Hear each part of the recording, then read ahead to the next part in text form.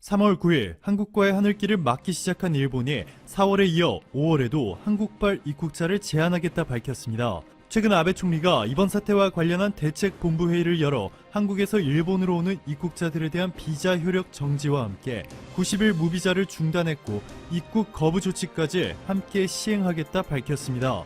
한국이 세계 최고의 방역 모범국이라 불리며 K-방역 열풍을 일으키고 있음에도 일본이 이러한 조치를 한 것은 한국이 일본의 뜻대로 움직여주지 않자 일본 정부가 할 수 있는 최후의 발버둥을 보여주는 것이라 해석되고 있습니다. 한국 외교부는 일본이 아니라 주일 한국 대사관을 통해 일본에 있는 교민단체들과 면담을 하고 제1동포들의 인도적 차원에서의 지원을 할 수도 있다며 가능성만 열어둔 것이라 못 박으며 일본에 대한 방역 물품 지원 가능성에 대해 시원하게 선을 그었고 마스크뿐만 아니라 세계 시장을 완전히 장악한 한국의 진단키트와 방호복도 한국에 이미 도움을 요청한 세계 121개국에 우선적으로 수출되고 나면 일본에까지 물량이 지원될 가능성을 0.00001% 한국으로부터 도움을 받지 못하게 되자 일본이 보인 반응은 충격적이었습니다. 일본의 고고통신은 중국에 이어 한국산 진단키트에서 결함이 속출되었다라며 70에서 80%의 불량률이 발각되었다. 전 세계에 수출되고 있는 한국산 진단키트에서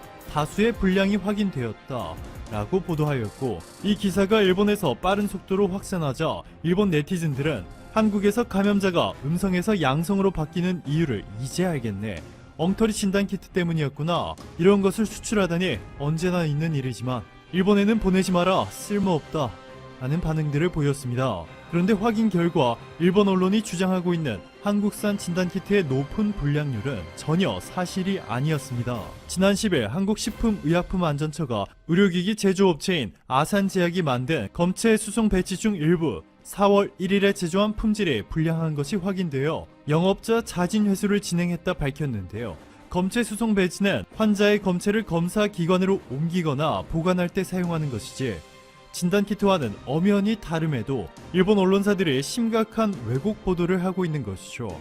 한국산 방호물품을 받지 못해 이렇게 마지막 떼쓰기 작전에 돌입한 일본과는 달리 한국산 진단키트를 대규모로 수입하거나 한국의 방역 시스템을 그대로 도입하는 등 한국의 도움을 받은 국가들은 놀라운 속도로 상황이 개선되고 있습니다. 한국의 진단키트 제조회사 우리들 휴브레인 등이 뉴질랜드에 20분 내로 감염 여부를 진단할 수 있는 면역 진단 방식의 진단키트를 대규모로 공급해준 덕분에 인구수 500만도 되지 않는 뉴질랜드는 모든 의심 환자들을 빠르게 검사할 수 있었습니다. 그 결과 최근 저신다 하던 뉴질랜드 총리는 우리는 전투에서 승리했다 라며 이번 사태에 대한 종식 선언까지 발표했습니다. 이에 따라 뉴질랜드는 가장 높은 경보 단계였던 4단계에서 3단계로 완화하였고 전국 봉쇄령을 해제한 데다 학교와 사업장들도 다시 문을 열게 되었습니다. 종식 선언까지 한 것은 섣부른 판단이라는 의견들도 제기되고 있지만 한 가지 분명한 것은 한국산 진단키트 덕분에 뉴질랜드가 대규모 검사를 실시할 수 있었고 빠르게 1,400여 명의 확진자들을 찾아낼 수 있었던 덕분에 추가 확산을 막을 수 있었다는 것이죠. 이보다 더 놀라운 결과를 만들어낸 곳도 있습니다. 미르지요예프 우즈베키스탄 대통령은 한국이 대통령의 놀라운 지도력과 최고의 보고 능력으로 이상적인 결과를 얻고 있다. 한국의 방역 노하우와 시스템을 100% 그대로 도입하고 싶다 밝혔고, 이에 한국에서 의료 전문가 최 교수를 파견해 주었습니다. 최 교수는 우즈베키스탄에서 한 달 동안 머물며 총리와 장관의 자문 역할을 수행했을 뿐만 아니라 일주일에 서너 번 열리는 우즈베키스탄 대국민 브리핑도 한국인 최 교수가 직접 한 것으로 전해졌습니다. 방역 체계가 제대로 갖춰지지 않아 제2의 이란이 될 수도 있다 라는 우려가 상당했는데요. 한국인 전문가인 최 교수가 파견된 이후 놀랍게도 하루 확진자가 164명까지 치솟았던 우즈베키스탄은 이틀 전 하루 확진자 7명을 기록하는 등 독보적으로 눈에 띄는 성과를 보여주었습니다. 우즈베키스탄 주변 국가들의 상황을 보시면 어느덧 확진자 9만 명을 넘어선 이란을 비롯해서 10만 명을 넘어선 터키, 하루하루 확진자 수가 기하급수적으로 증가하고 있는 아프가니스탄 등 대부분의 국가들의 진단키트가 부족하여 검사를 제대로 진행하지 못하는 가운데 방역체계가 제대로 갖춰지지 않아 심각한 어려움을 겪고 있는 것을 함께 고려한다면 한국의 도움으로 우즈베키스탄은 엄청난 선방을 보이고 있는 것이죠. 이에 미르지요예프 우즈베키스탄 대통령은 우즈베키스탄의 인도적 지원과 의료 전문가 최 교수를 파견해준 데 너무 감사하다 라며 한국에 파견해준 최 교수 덕분에 우즈베키스탄이 이번 위기를 극복하는 데 너무나도 큰 힘이 되고 있다며 극찬을 아끼지 않았습니다. 반면 한국의 도움을 포기한 듯한 움직임을 보이고 있는 일본의 상황은 우리가 예상했던 것보다 훨씬 더 심각한 수준으로 치닫고 있습니다. 홍콩 사우스차이나 모닝포스트는 경제학자들의 분석을 인용해 이번 사태로 모든 국가가 타격을 받고 있지만 아시아에서 일본과 싱가포르가 가장 큰 어려움을 겪을 것이라 전했고, 일본 NN생명보험이 최근 일본 전국의 중소기업 경영자들을 대상으로 한 조사에서는 전체의 무려 60%가 이번 사태가 6월을 넘기면 회사가 경영난에 빠질 것이라 답한 것으로 알려져 충격을 주었습니다. 자, 그런데 더 놀라운 것은 아직 일본의 상황이 정점을 찍지도 않았다는 것이죠. 니시우라 히로시 홋카이도대 교수는 이런 말을 남겼습니다. 일본에서 실제 감염자 수는 일본이 하루에 검사할 수 있는 상한선을 넘어서고 있다. 실제 수치는 10배 이상일 것이다. 오늘도 감사합니다. 최고로 행복한 하루 보내시길 바랄게요. 에티오피아는 대표적으로 우리나라에 참전해 주었던 고마운 나라로 알려져 있습니다. 한국 전쟁 당시 아프리카 국가 중에서는 유일하게 참전했습니다. 에티오피아는 하일레 셀라시에 1세 황제의 주도하에 황제의 친위대를 포함하여 6,037명이 대한민국에 파견되어 123명이 전사하고 536명이 부상당했습니다. 황제는 한국에서 전쟁이 일어났다는 뉴스가 전해지자 1950년 8월부터 파병 준비에 들어갔습니다. 이번에야말로 국제사회가 하나로 똘똘 뭉쳐 침략군을 물리치는 집단 안보 보장 체제를 굳건히 해야 한다는 신념 때문이었습니다. 셀라시에 황제에게 출국 신고를 마친 캉류 부대는 마침내 다음날 오전 9시 아디스아바바 역에서 홍해의 지부티 항구를 향해 출발했습니다. 당시 수많은 시민과 정부 고관들이 나와 부대원들을 환송했습니다. 에티오피아 참전 용사들은 1951년 4월 13일 아디스아바바 궁정에서 출국 신고식을 한 뒤 한국으로 떠났습니다. 당시 지부티 항구에는 미군 수송선 제너럴 맥크리아호가 대기하고 있었습니다. 4월 16일 밤 캉류 부대원이 모두 승선하자 미군의 수송선은 닻을 올렸습니다. 이것이 바로 에티오피아와 연결고리의 시작이었습니다. 수도인 아디스아바바에는 2006년 2월 대한민국의 자유를 위해 목숨을 내어준 에티오피아 제국의 군인들에게 감사한다 라고 쓰인 참전 기념탑이 세워졌고 한국전에 참전한 부대원들이 귀국하여 마을을 이루었습니다. 또한 아디스아바바시와 춘천시는 자매도시 결연을 맺어 현재 춘천시에는 참전 기념탑과 기념공원이 조성되어 있습니다. 이번에는 6.25 참전용사 손녀들과 화천 지역 참전용사들의 만남이 잔잔한 감동을 주고 있습니다. 강원 화천군은 화천 산천어 축제장 에티오피아 전통 커피점에서 근무 중인 라헤, 마흐레, 렐레나 등 3명이 6.25 참전 유공자회 화천군지회 사무실을 찾았다고 밝혔습니다. 이들은 모두 에티오피아 참전 용사들의 손녀로 알려져 있습니다. 화천군의 장학사업 수혜자이기도 한 이들은 자신들의 할아버지와 같은 전장에서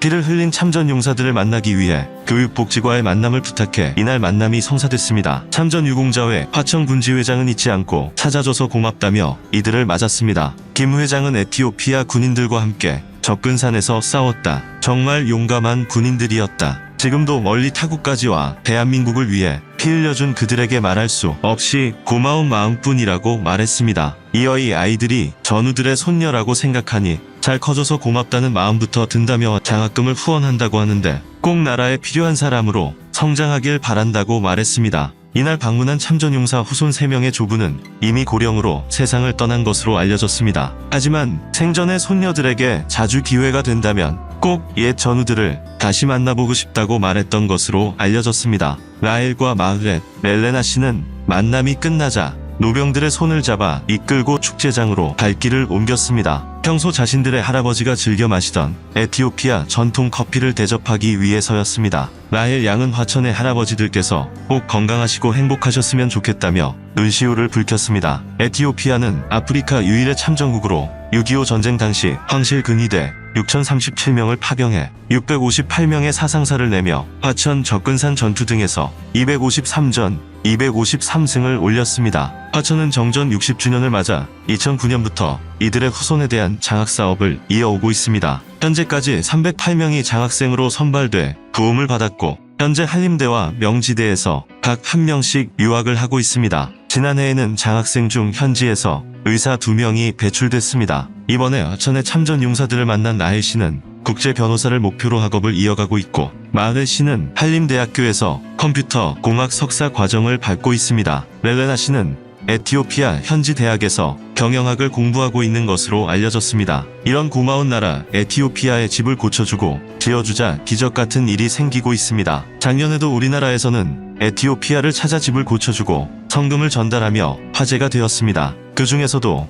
셀러리맨 출신 자원봉사자가 직접 에티오피아를 방문해 선행을 보여주어 더욱 화제가 되었습니다. 장님이 된 할아버지를 찾아뵀는데 한국에서 왔다고 하니 벽을 더듬어 훈장 달린 군복을 차려입고 코리아 이즈 마이 메디신이라고 하시더라고요. 한국 얘기만 들으면 힘이 나서 한국이 약이라던 이 노인은 그의 손을 꼭 붙잡고 고맙다고 하는데 눈물이 나더라고 했습니다. 지난 8월 에티오피아 수도 아디스아바바에 한국촌을 찾은 자원봉사자. 한국촌은 6.25 참전 용사들이 모여 사는 마을입니다. 30년을 셀러리맨으로 살다 2년 전 은퇴한 그는 6.25 전쟁 참전 용사들을 돕겠다며 ROTC학 군단 동기들과 대학 동문들로부터 모은 1,000만 원을 들고 에티오피아를 찾았습니다. 화재가 난 참전 용사 집을 수리해주고 참전 용사와 미망인 11명에게 현금을 전달했습니다. 자원봉사자 정 씨는 젊은 시절부터 참전 용사들에 대해 관심이 많았습니다. 1982년 소위로 임관해 경기도 최전방에서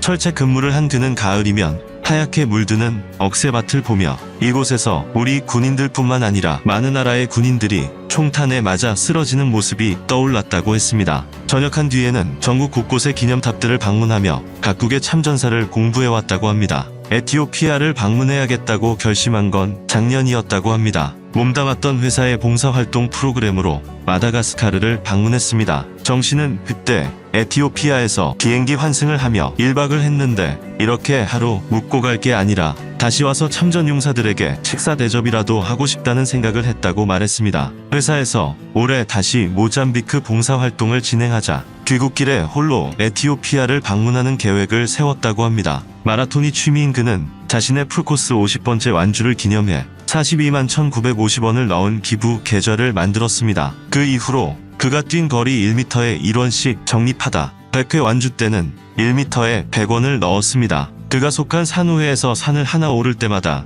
1만원씩을 넣으며 후원도 받았습니다. 그렇게 모은 2,500만 원으로 소아암 어린이와 조손 가정을 돕는 데 썼습니다. 그는 ROTC 동기들을 모아 에티오피아 재방문을 추진하고 있습니다. 다음엔 혼자 오지 말고 여럿이 와달라는 부탁을 받았기 때문이었습니다. 그는 세계 곳곳에서 어렵게 살아가는 한국전쟁 참전 용사들을 찾아가고 싶다고 했습니다. 미국, 영국 같은 선진국에서도 어렵게 살아가는 참전 용사들이 많다고 합니다. 많은 걸 못해드려도 최대한 많은 분들을 손 한 번씩 꼭 잡아드리는 게 남은 인생의 목표입니다. 이런 감동적인 한국의 선행에 에티오피아 참전 용사들은 가슴속 깊은 곳에서부터 뜨거운 눈물을 흘리며 고맙다고 한국의 소식을 전하고 있습니다. 또 가장 최근에는 군사병 전역자가 월급으로 에티오피아 참전 가족에 기부하면서 화제가 되었습니다. 경북 칠곡군 주민이 아들이 군 복무 기간 받은 월급을 모아 에티오피아 한국전 참전용사 후손 지원을 위해 칠곡군에 기탁했습니다. 현역 복무를 마치고 전역한 아들이 군 복무 중 받은 월급으로 받은 용돈으로 모은 200만 원을 에티오피아 한국전 참전용사 후손 물품 구입을 위해 써달라며 기탁했던 것이었습니다.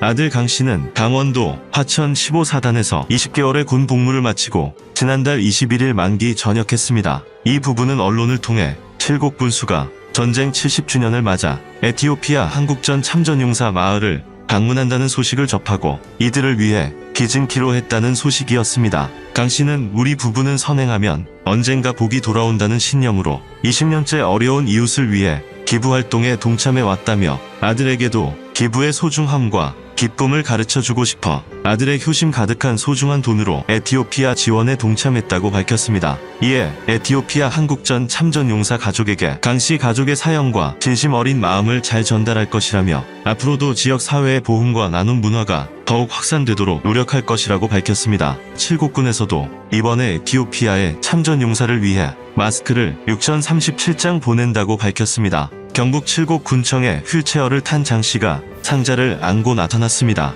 1급 뇌병변 장애를 앓는 장 씨가 직접 모은 마스크 365장이 든 상자였습니다. 장 씨는 에티오피아 용사들을 1년 365일 기억한다는 마음을 담았다고 했습니다. 호국의 고장 칠곡군은 6037을 아십니까? 운동을 시작했습니다. 전쟁 70주년을 맞아 에티오피아 참전 용사 6,037명을 기리고 유가족 등에게 마스크를 기부하자는 운동입니다. 모금 운동을 시작한 칠곡 군수는 어려울 때 친구가 되어준 나라를 돕는 게 도리라고 생각한다고 했습니다. 중앙방역대책본부에 따르면 에티오피아 확진자는 126명으로 알려졌습니다. 모금 일주일 만에 마스크 4천여 장이 모였습니다. 한국화가 등 칠곡군 인문학마을 주민들은 재능 기부로 마스크 200장을 만들었습니다. 서울에서는 참전 용사의 딸이 30여 장을 기부했고 경기 평택에서는 420장을 보내왔습니다. 칠곡군은 내달 초 외교부를 통해 에티오피아에 마스크를 전달할 예정입니다. 작은 정성이 모여 에티오피아의 참전 용사들에게 따뜻한 마음이 전해지고 있습니다.